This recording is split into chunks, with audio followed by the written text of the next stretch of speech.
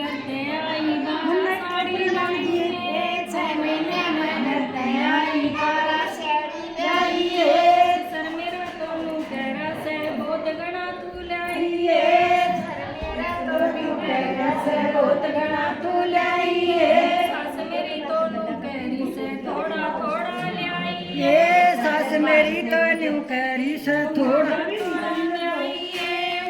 आंगन के बीच में नीमड़ी मन नीमड़ी कटवाई आंगन बीच नीमड़ी मन नीमड़ी कटवाई